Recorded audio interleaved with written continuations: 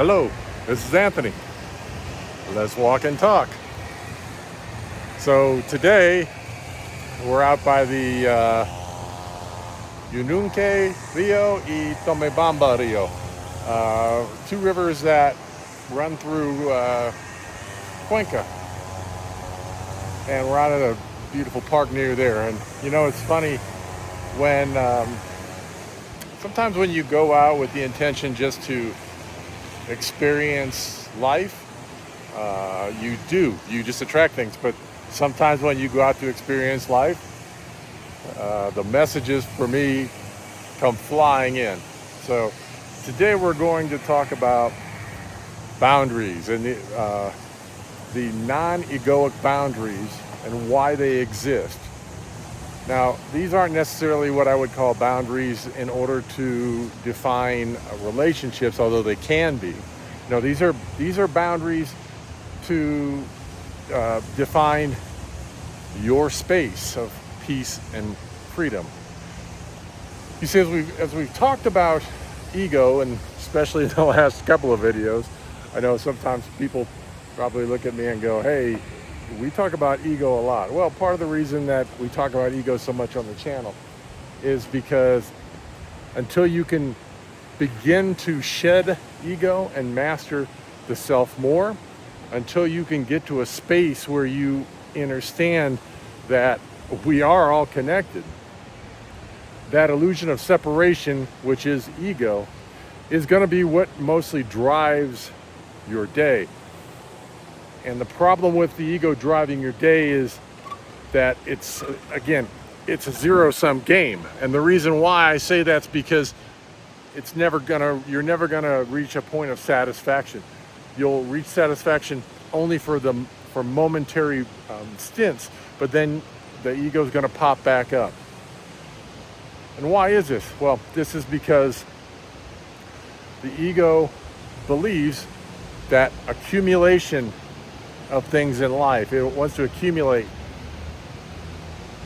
things, items, houses, titles, its version of respect, emotional debt. It wants to acquire all of these things, and then it wants to spend a whole lifetime guarding them.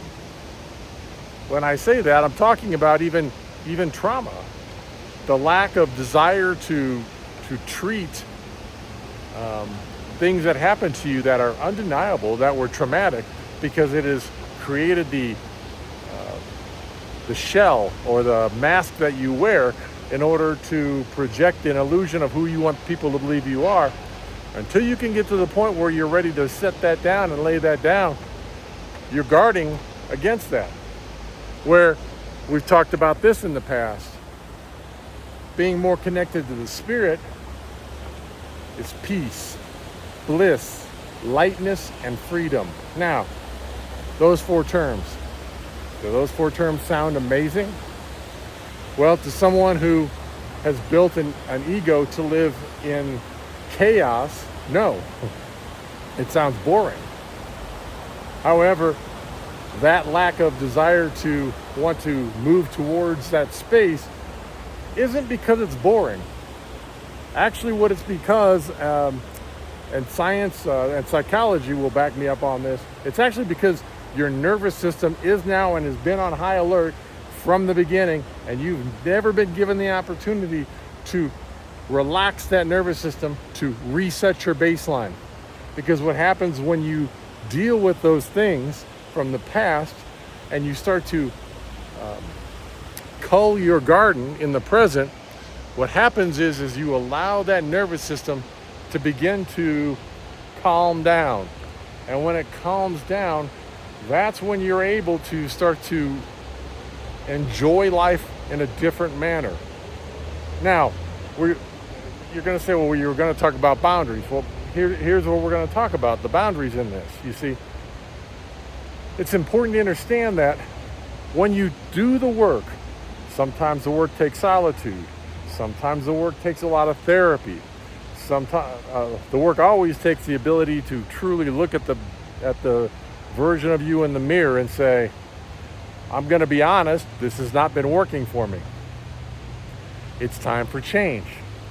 Then you start doing all the work of, reading and studying videos and learning about the different ways to help yourself to move yourself from that state of chaos to the state of resetting your nervous system in that state of peace. When you finally do that and you start to get that glimpse of peace, what happens is the people you've attracted around you your whole life, guess what? They're still addicted to the chaos. They're still addicted, their nervous systems haven't reset.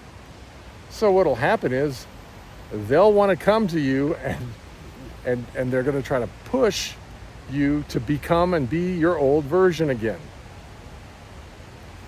They're going to be like, hey, it's Friday night. We should go out. Hey, we haven't gone and partied in a long time. Well, hey, just one beer. How about we just hang out for 2 days in a row and just talk? Let me tell you about my problems. Let me tell you about all the things going on in my life. I want your perspective on something. Any of these things sounding familiar? See, what happens when you get to that space of peace is sometimes it becomes difficult to keep that boundary. Because what happens is when you finally get a place of peace, you finally get a place where you're healing, especially on the spiritual journey, you start to think, this happened for a reason, and I want to teach everybody I know how to have this peace, how to have this understanding, how to see the world in a different way. And so what you end up doing is you end up overextending yourself, and you overextend yourself with that spiritual ego. I'm making a difference. I'm going to change these people. I'm going to help them be where they don't even know they're capable of being. And again, and I said it, it's your spiritual ego. It's just because they don't know. I can teach them. I can help them. I can show them the way. I can guide them. I can save them. You see it, but until you get into your true sovereignty, you start to understand that you can't save anybody. You really can't teach anybody. Why? Because the things that you're going to teach people are so different than they're used to, are so different than the world teaches you from an egoic perspective of what success looks like and how that should be, that it's like talking another language to them that they don't even understand. And the more you speak it, in some ways, the more frustrating it gets from them. And in some ways, the more it's going to drive them to remain where they are. Because it's going to begin to look like, I don't understand this now. There's no way I might ever understand this. This is going to take a lifetime for me to get. Which again, is their ego. It's their ego not wanting to die. It's their ego not wanting to release hold on you so you can be you. So you have to set those boundaries. But you see, people always think boundaries mean, being stern and mean and aggressive. No, they don't. You see, that's again, when an ego sets a boundary, that's what it looks like. Raising your voice and yelling, that's what it looks like when an ego sets a boundary. When in reality, a boundary can be the power in saying the words and being silent is the same power that comes through when it's the spirit speaking. You see, as we've talked about in the past, the ego yells because it truly has no power. The ego grips onto things because it really, truly has no control. The spirit is where all things flow through. And when you understand that, then you understand the power that's flowing through you. Then setting boundaries to maintain your peace, setting boundaries to maintain your lightness and your freedom, not only are they important, they're vital. Because without it, you're just going to continue to fall right back into the same chaos you've always been in. You're never going to give your nervous system time to reset. You're never going to give yourself the best opportunity to succeed. That's why a lot of spiritual awakenings follow with solitude. Not because solitude is for the ego, solitude's a scary thing.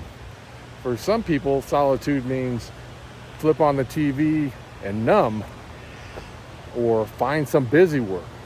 The solitude of sitting with the self and trying to understand what's going on, that's the solitude where this muscle gets built. And the thing is once you've gone through the time that it takes to get there, you're not going to want to let people just come and tear down your peace.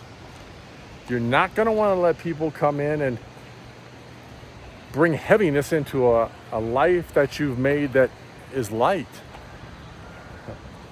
You're not going to want people to come in and bring chaos.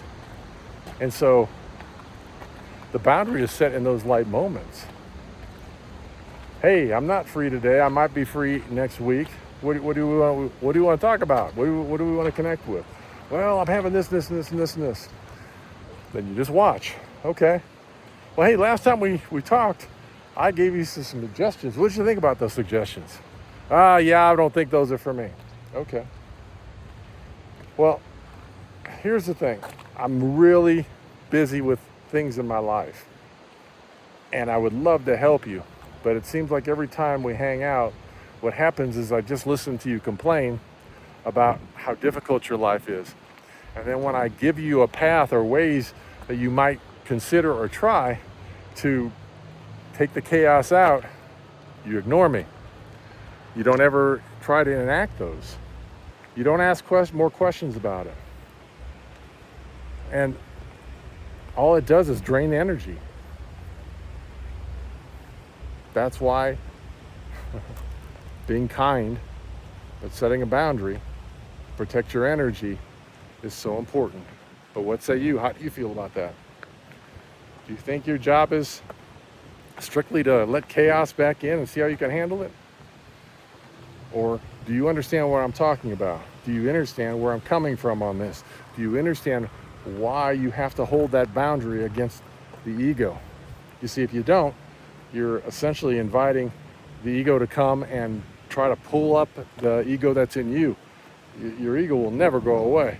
You can integrate it, but with people around you who are trying to drag you back into the chaos, your ego will play.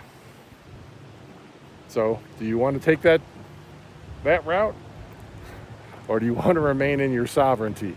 Do you want to remain in your lightness and your freedom? As always, if you enjoy this content, please like, share, and subscribe. It's a beautiful day, and I'm truly grateful. Until I talk to you again, peace, love, light. I hope you have the most amazing day.